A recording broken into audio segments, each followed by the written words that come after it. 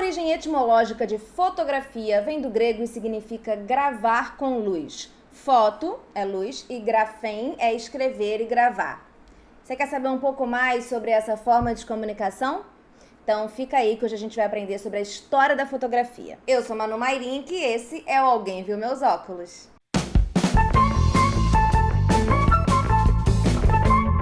Conhecer a história da fotografia é importantíssimo para a gente seguir em frente, também conhecer a história do cinema, a história da televisão. Afinal de contas, eles precisam de câmera, né? Eu tô super olhando pra minha cola aqui, porque muitos nomes, muitas datas. Foi um pesquisador francês, o Joseph Nicéphore Niepce. O francês tá muito em dia por aqui. Foi ele quem produziu a primeira fotografia da vida por meio do que ele chamou de heliografia. Isso foi logo ali depois das guerras napoleônicas, né? A palavra fotografia mesmo foi cunhada depois por Whetstone. O Niepce, ele informou a Sociedade Real de Londres do seu sucesso, isso em 1827, né? O sucesso em conseguir produzir essas heliografias, mas foi o sócio dele, um pouco mais jovem, Louis Daguerre, admitido em 1829, foi ele quem desenvolveu as primeiras imagens fotográficas precisas, dando a elas o nome de daguerreótipos, porque ele se chama Daguerre, ele já botou o nome dele, que burro ele não é, então ele já botou daguerreótipos, e ele distribuiu detalhes desse processo fotográfico lá em Paris, né, explicou para todo mundo no interesse das ciências e das artes, em 1839. A história, na maior parte das vezes, trata o Daguerre como realmente o inventor da fotografia. Isso porque burro ele não foi. Ele botou o nome dele já no negócio para poder ficar aqui na cabeça das pessoas. Ele divulgou bastante o que aconteceu, as descobertas que ele fez, tudo ali em prol da ciência, mas o nome dele ficou marcado, além do fato de que ele tinha patrocínio do governo francês também. Obviamente, na época, né, essa invenção ficou restrita a um público muito rico, a um público muito entusiasta. Ao contrário do que acontece hoje, ninguém poderia prever naquela época que a fotografia seria uma tecnologia com um futuro promissor. Era muito mais fácil e muito mais barato naquela época você pagar alguém para pintar as suas fotos, né? Pintar um quadro que você estava ali posado, isso era muito comum. Era muito mais barato e muito mais fácil do que comprar um daguerreótipo e capturar aquela mesma cena. Também em 1839, em Londres, o William Henry Fox Talbot, que tinha trabalhado ali mais ou menos na mesma época que o Daguerre, mas usando um processo completamente diferente. Ele usou nitrato de prata e produziu os negativos sobre o papel. E ele demonstrou para todo mundo, essas coisas seriam os calotipos.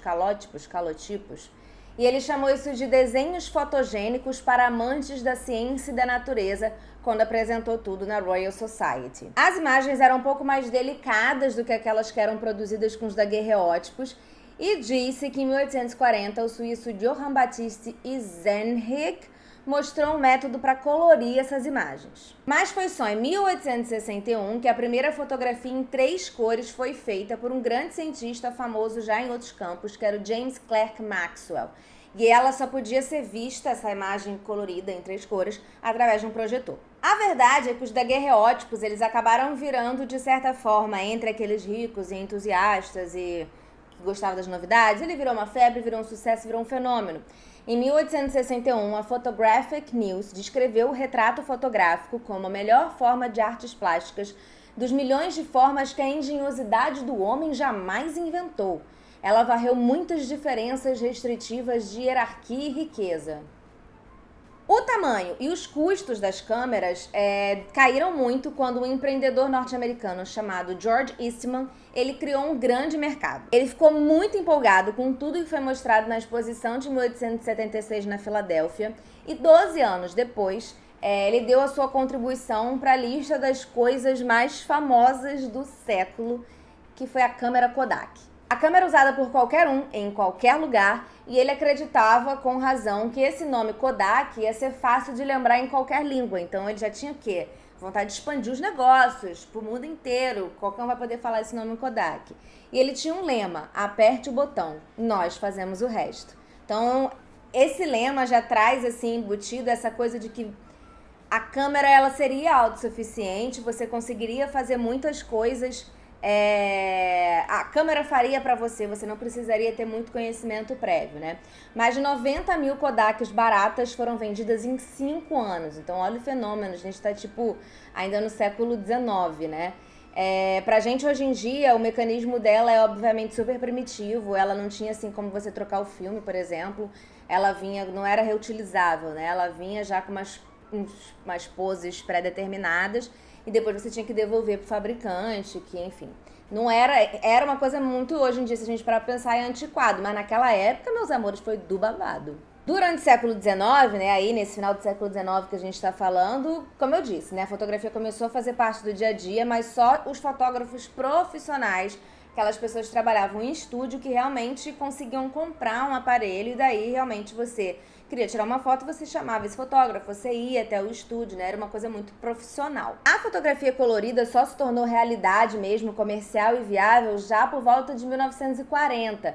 Mas ela já até existia muito antes disso, mas é porque realmente só em 1940 que você conseguiu botar isso na rua, vender isso. Os pioneiros do cinema, os irmãos Lumière, a gente vai falar deles mais pra frente, eles inventaram os autocromos coloridos, que foram patenteados em 1903 e foram o principal método de captura de imagens coloridas até surgirem os primeiros filmes a cores para as câmeras. A fotografia em preto e branco, apesar de já ter, né, os filmes coloridos, a fotografia em preto e branco durou bastante tempo, era basicamente ela que existia até mais ou menos os anos 60, falando de Estados Unidos e Europa aqui, por conta dos altos preços dos filmes coloridos, né? Mas a partir dos anos 70, a maior parte das fotografias tiradas já eram coloridas e a fotografia não era mais exatamente uma tecnologia de elite. Mas se você já viu fotos, né, assim, meus pais foram adolescentes dos anos 70, se você vê as fotos tudo meio rosa, né, tudo meio diferenciado, uma outra estética realmente, mas já estava se popularizando. E como foi a chegada da fotografia no nosso país, no Brasil? Oficialmente, ela chegou por aqui em 1840, só um ano depois da invenção do daguerreótipo lá na França. O abade francês Louis Comte, ele fez demonstrações para o então jovem imperador Dom Pedro II, sempre ele, o cara que estava ligado, que gostava da tecnologia. Dom Pedro II está aqui novamente para trazer a tecnologia para o Brasil. A gente já sabe que ele era viciado nessas coisas. Ele ficou maravilhado com esse invento, ele passou a colecionar daguerreótipo. Ou seja, daguerreótipo era uma coisa caríssima, mas está aí a vantagem de você ser um imperador e gostar de tecnologia. Você pode ter tudo para você, porque você é rico, você é um imperador. E ele posava constantemente para retratos, então assim, tem diversos fotógrafos oficiais que deixaram vários registros da família imperial do Brasil, porque o Dom Pedro II gostou muito daquela novidade. Dom Pedro II, aliás, é considerado o maior colecionador de fotografias do século XIX, mas ele não teve tempo de levar essa coleção preciosíssima para o exílio, então meses mais tarde ele doou esse acervo de mais de 25 mil imagens para a Biblioteca Nacional com uma condição, que o conjunto levasse o nome da Imperatriz Teresa Cristina. Eu vou deixar aqui na descrição um link para quem quiser comprar o livro Uma História Social da Mídia, que eu uso bastante aqui como embasamento teórico, né? As informações principais que eu uso nos vídeos de História da Comunicação, mas também 2 links que trazem informações mais focadas no Brasil, né? Já que Uma História Social da Mídia é de autores estrangeiros. Então ele tem alguns links que tem a gente como foco para também trazer esses detalhes. Então tem algumas imagens, né? Vocês vão poder ver, não quis botar aqui no vídeo, mas vocês vão poder ver como que é um daguerreótipo, como eram as primeiras fotos feitas, aquela belíssima qualidade. Então também deixo aqui na famosa descrição, ok? Desejo a todos uma boa semana. Não sei quando vocês estão vendo esse vídeo, não sei nem quando ele tá indo ao ar, mas desejo a todos um bom dia, uma boa tarde, uma boa noite, talvez uma boa semana, um bom mês. A gente se vê na próxima. Até mais.